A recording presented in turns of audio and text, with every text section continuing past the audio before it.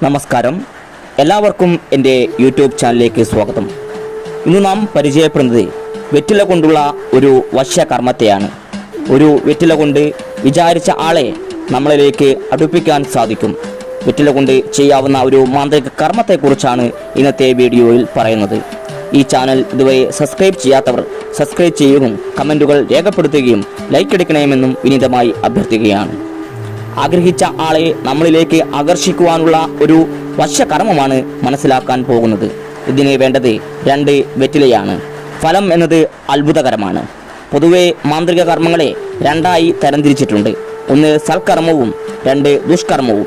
ഇതിൻ്റെ രണ്ടിൻ്റെയും ഇടയിലുള്ളതാണ് വശ്യം അല്ലെങ്കിൽ മോഹനം എന്നത്. വശ്യം എന്നത് ഒരാൾക്ക് ഉപകാരം ചെയ്യുന്നതും ഉപദ്രവം ചെയ്യുന്നതിനും ഉപയോഗിക്കാം. ഇന്ന് നാം പറയുന്നത് ആർക്കും ഉപദ്രവമുള്ള കാര്യമല്ല. എന്നിരുന്നാലും ഇത് ന്യായമായ ആവശ്യങ്ങൾക്ക് മാത്രമേ ഉപയോഗിക്കാൻ പാടുള്ളൂ. വേറെ രീതിയിൽ ഉപയോഗിച്ചു കഴിഞ്ഞാൽ നിങ്ങൾക്ക് തന്നെ തിരിച്ചടി ഉണ്ടാവുന്നതാണ്.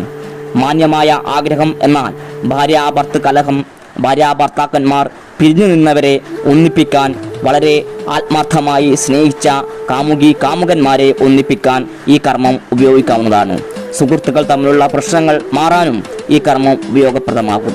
സഹോദരങ്ങൾ തമ്മിലുള്ള പ്രശ്നം പരിഹരിക്കുവാനും, മക്കളെ ഉപേക്ഷിച്ചു പോയ മാതാപിതാക്കൾക്ക് അവരുടെ മക്കൾ തിരിച്ച് അടുത്തേക്ക് വരുവാനും സ്നേഹം ഉണ്ടാകുവാനും ഇത് ഉപയോഗിക്കാം. ഇതൊന്നും തന്നെ ആർക്കും ഉപദ്രവകരമായ കാര്യമല്ല. പ്രത്യേകം ശ്രദ്ധിക്കുന്നത്, ഈ വശ്യത്തിൽ നമ്മെ പരിചയമുള്ള, നമ്മെ അറിയാവുന്ന ആളുകളെ മാത്രമേ വശ്യകർമ്മം സാധിക്കുകയുള്ളൂ. നമ്മെ കണ്ടിട്ടില്ലാത്ത, പരിചയമില്ലാത്ത ആളെ വശം ചെയ്യാൻ ഇതുകൊണ്ട് സാധിക്കുന്നതല്ല. ഒരു പ്രാവശ്യം ചെയ്ത് ഫലം ലഭിച്ചില്ലെങ്കിൽ പിന്നീട് അത് വീണ്ടും ചെയ്യേണ്ടതാണ്.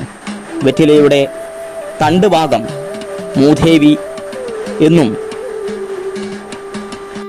അടിഭാഗം ലക്ഷ്മി ദേവിയും വാഴുന്നു എന്ന് പറയപ്പെടുന്നു. വെറ്റിലയുടെ തണ്ട് ഭാഗം മുറിച്ച് കളഞ്ഞതിന് ശേഷമാണ് കർമ്മം ചെയ്യേണ്ടത്. ആദ്യം വേണ്ടത് 2 വെറ്റിലയാണ്. ഇനി പറയാൻ പോകുന്ന സാധനം കിട്ടിയില്ലെങ്കിൽ പകരം വേറെ ഒന്ന് ഉപയോഗിക്കാം. വെരികിൻ പുഴുവാണ് അത്. ഇത് കിട്ടിയില്ലെങ്കിൽ അത്തർ, സെൻറ്റ് എന്നിവ ഉപയോഗിക്കാവുന്നതാണ്. ഏത് വാസനയുള്ള സെൻറ്റും ഉപയോഗിക്കാവുന്നതാണ്. കീറിയതും ചീഞ്ഞതുമായ വെറ്റില എടുക്കരുത്. നല്ല വെറ്റില മാത്രം ഉപയോഗിക്കുക. ഒരേ വലുപ്പമുള്ള വെറ്റില എടുക്കാൻ ശ്രമിക്കുക. കർമ്മം ചെയ്യുകയാണെങ്കിൽ 7 ദിവസം തുടർച്ചയായി ചെയ്യേണ്ടതാണ്. മുടങ്ങിപ്പോയാൽ പിന്നീട് ആദ്യം മുതൽ ചെയ്യേണ്ടി വരുന്നതാണ്. സ്ത്രീകൾ അശുദ്ധമായ സമയത്ത് ഇത് ചെയ്യരുത്. ഈ കർമ്മം ചെയ്യേണ്ടത് വെള്ളിയാഴ്ച ദിവസമായിരിക്കണം. ഇത് ചെയ്യേണ്ട സമയം രാവിലെ 4 മുതൽ 6 മണി വരെയും, ഇല്ലെങ്കിൽ വൈകുന്നേരം സന്ധ്യാസമയത്താണ് ചെയ്യേണ്ടത്. ഏത് സമയത്താണോ ചെയ്യുന്നത് ആ സമയം തന്നെ പാലിച്ചു പോകാൻ ശ്രദ്ധിക്കുക. വെറ്റിലയുടെ നടുഭാഗത്ത് വേണം എഴുതുവാൻ. കറുത്ത മഷി ഉപയോഗിച്ച് എഴുതണം. ഒരു വെറ്റിലയിൽ നിങ്ങളുടെ പേര് എഴുതുക. എന്നതിനു ശേഷം നമ്മുടെ കയ്യിലുള്ള അത്തർ അതിൽ തേച്ച് പിടിപ്പിക്കുക. രണ്ടാമത്തെ വെറ്റില എടുത്ത് ആരെയാണോ വശീകരിക്കേണ്ടത് അയാളുടെ പേര് എഴുതി ആകർഷയ എന്ന് കൂടി എഴുതുക. അത് 3 പ്രാവശ്യം ആ വെറ്റിലയിൽ എഴുതേണ്ടതാണ്. പേര് ആകർഷയ, പേര് ആകർഷയ, പേര് ആകർഷയ എന്നിങ്ങനെ എഴുതിയതിനു ശേഷം അതിലും അത്തറ് പുരട്ടുക.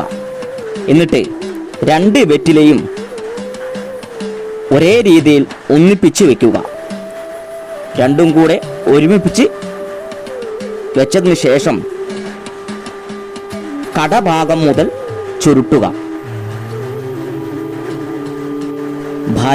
ഭർത്താക്കന്മാർ അല്ലെങ്കിൽ കാമുകന്മാർ എന്നിവരെയാണ് ചെയ്യുന്നുവെങ്കിൽ മഞ്ഞ നൂലുകൊണ്ട് ആ വെറ്റില കെട്ടുക. കെട്ടുമ്പോൾ അത് മുറിഞ്ഞു പോകാതെ കെട്ടണം. നൂല് കൊണ്ട് കെട്ടുമ്പോൾ 7 തവണ ചുറ്റിക്കൊണ്ടു അത് കെട്ടേണ്ടതാണ്.